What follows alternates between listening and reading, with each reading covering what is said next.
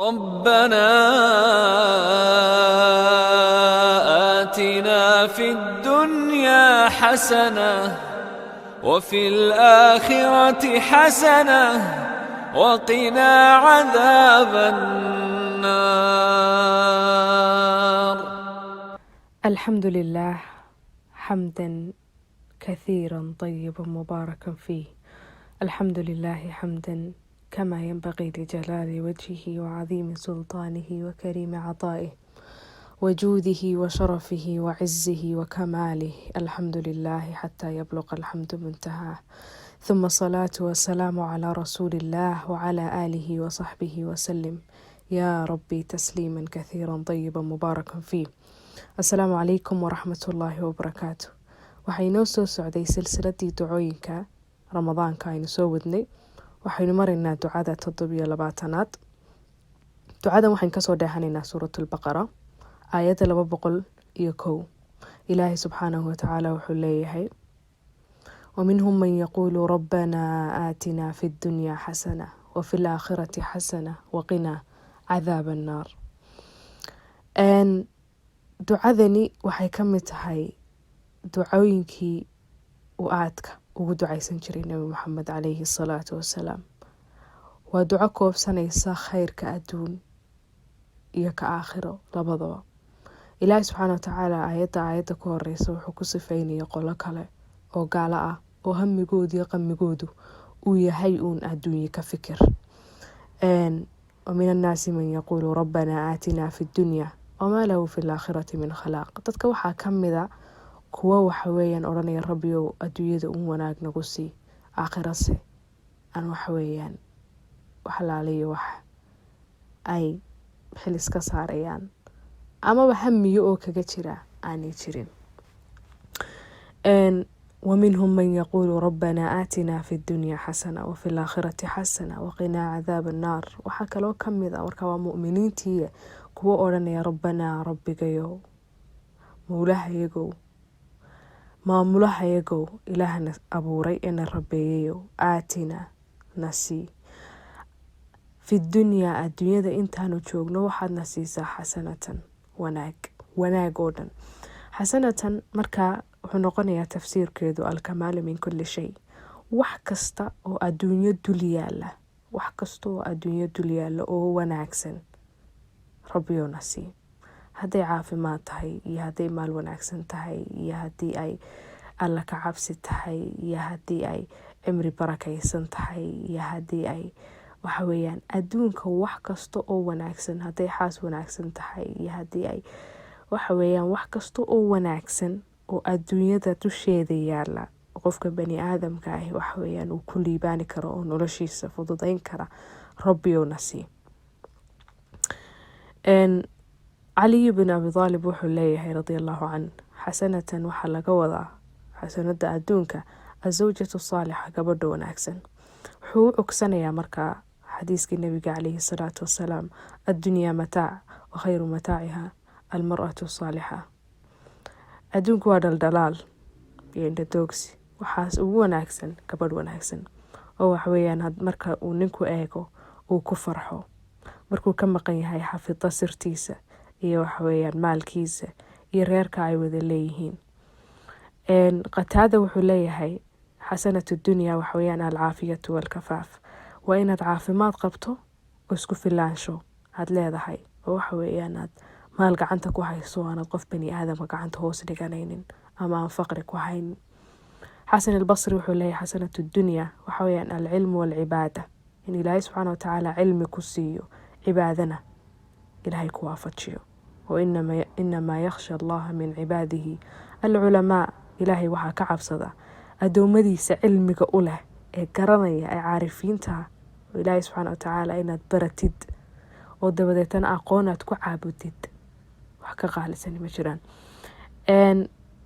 qolo kale waxay leeyihiin waa almaalu alxalaal, waa maalka xalaasha ah ee waxaweyaan aan aakhiro naar ku horseedaynin, ee waxaweyaan si wanaagsan ugu soo galay ee dhididkaaga aad ku bixisay.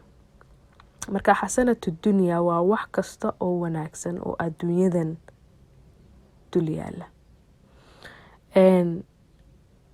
sidaan sheegnay nabigu caleyhi salaatu wasalaam ducadan aad buu ugu ducaysan jiray. saxiixeynka waxaa ku suganaan Anas in nabigu caleyhi salaatu wasalaam maalin maalmaha kamida uu soo booqday nin muslimiinta kamida oo aada u xanuunsanaya. ninkaasoo xanuustay oo jilcay oo xanuunku uu dul dhigay.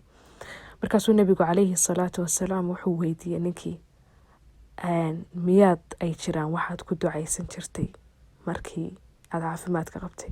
haa buu yidhi, waxaan odhan jiray allaahuma maa kunta mucaaqiban lii fi laakhira facajilhu lii fi dunya. ilaahu waxaad aakhiro igu ciqaabi lahayd adduunka igu soo dedeji. markaasuu nabigu ka yaaba wuxuu yihi subxaana allah laa tutiiqu, ma awoodid. awalaa qulta mayxaad u odhan weyday rabbanaa aatinaa fi dunyaa xasana wafi laakhirati xasana waqinaa cadaaba annaar. ilaahay maxaad ugu ducaysan weyday inuu adduunka iyo aakhiraba wanaag ku siiyo? marka ninkii wuxuu ku ducaystay ducadii nabiguu sheegay caleyhi salaatu wasalaam, ilaahayna wuu caafiyey. waxay kutusaysaa inuu qofka islaamka ahi muslimka ahi ay muhiim tahay inuu carabkiisa balaayada ka ilaaliyo iyo waxaweyaan u yeedhashada xumaanta, oo markasta ilaahay subxaana watacaala khayr ka fisho, oo markasta ilaahay uu wanaag weydiisto. lianno waxaweyaan alqadaru muwakalun bilkalaam, qadarku waa wixii carabkaaga aad ku ridid. oo adaad ilaahay bale iyo baas weydiisatid, bale iyo baas baad helaysaa. xadiisul qudsi ilaahay subxaana watacaala wuxuu leeyahay anaa cinda danni cabdii bi, anaa cinda xusni danni cabdii bi falyadunna bimaa yashaa. addoonkaygu wuxuu iga malaysto ayuu iga helayaa. xumaan haddaad malaysatana xumaan baad helaysaa, haddaad wanaag malaysatana wanaag baad helaysaa. nebi yuusuf markii uu galay jeelka, gabadhu ay rabtay inay kufsatay tiri amade waxaan ku yidhi samee baad samaynaysaa, haddii kale jeel baad waxaweyaan kasoo laacaysaa. wuxuu ku ducaystay, wuxuu yihi rabbi sijnu axabu ilaya mimaa yadcuunanii ileyh. ilaahayow jeelka iga wanaagsan waxay gabadhaasi igu yeedhaysay howlahay leedahay gal. marka jeelkiibuu gala. markuu jeelkii ku jiray in muddo ah ku jiray, dhowr sano ku jiray, ayuu ilaahay gacmaha u taagay wuxuu yihi ilaahayow rabbi jacaltanii fi sijni tawiila. ilaahow in badan baad jeelkii ayaad igu nageysay, ilaahu iga saar. ilaahay wuxuu ku yidhi markaa sida atharka ku sugan, anta sa'altana sijna fa acطaynaak walow sa'altana alcaafiyata la caafaynaak. adaana weydiistay jeelka, haddaad odhan lahayd rabbow gabadhana iga badbaadi, jeelna iga badbaadi, ma awoodee waxaweeya waanu kaa badbaadin lahayn. nabigu caleyhi salaatu wasalaam markii daa'if laga eryay ee dhibaatadu ku dhacday, ee waxaweyaan caleyhi salaatu wasalaam ay lugihiisu dhiigeen, ee usoo dhibaatooday, markii uu buurta dusheeda fadhiistay ee malagii buurta loo soo diray ee uu ku yidhi waxaweyaan labadan buurood dhexdooda ma isugu dhirbaaxaa, haba la waayey. nebigu waxaa kamid ahayd ducadiisii,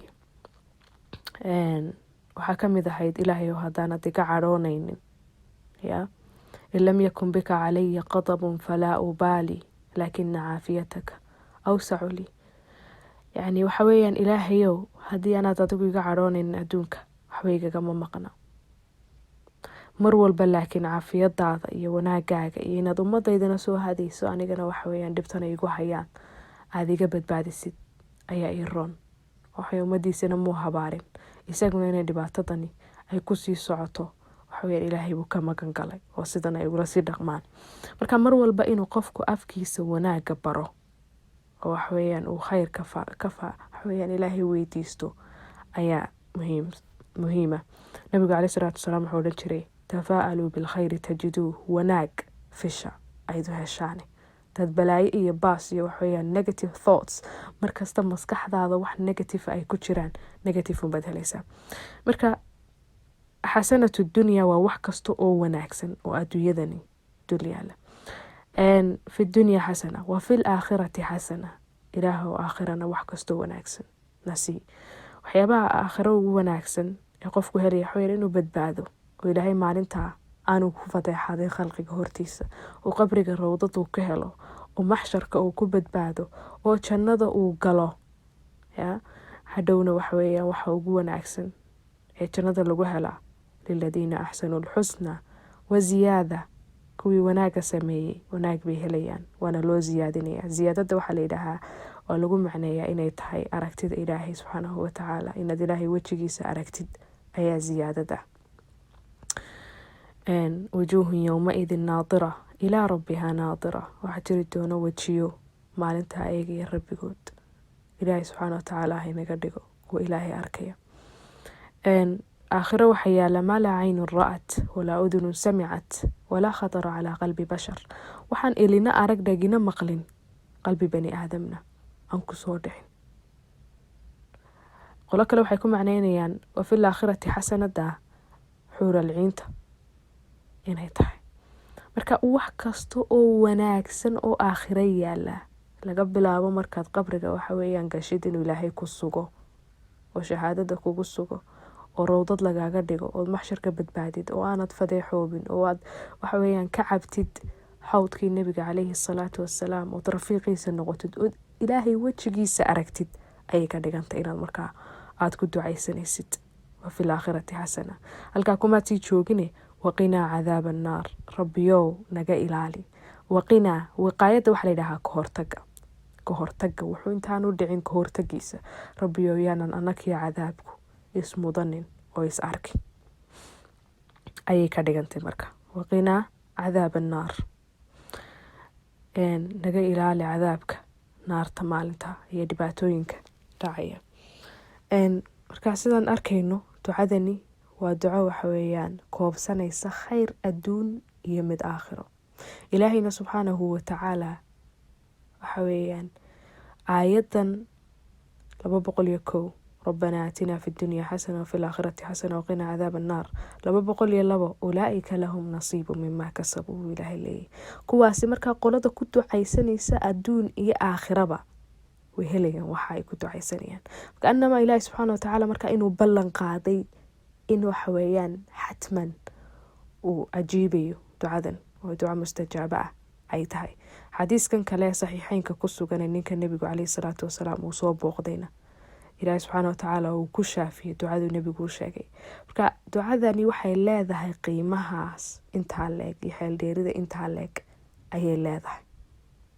nabiguna calayhi salaatu wasalaam aad iyo aad ayuu ku ducaysan jiray adduun wanaagiisa iyo aakhiro wanaageeda iyo cadaab uu laga badbaado.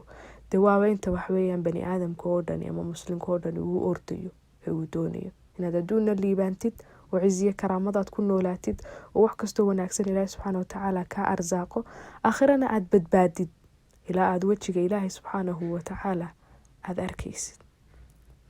ilaahay subxaana watacaala haynaga dhigo markaa kuwii adduun iyo aakhiraba badbaada ee guuleysta ee caafimaad iyo caloolsami waxa weeyaan ku noolaada intay nool yihiin, aakhirana meelo wanaagsan ka taga. ربنا آتنا في الدنيا حسنة وفي الآخرة حسنة وقنا عذاب النار. هذا وصلوا وسلموا على أزكى البشرية محمد بن عبد الله، والسلام عليكم ورحمة الله وبركاته.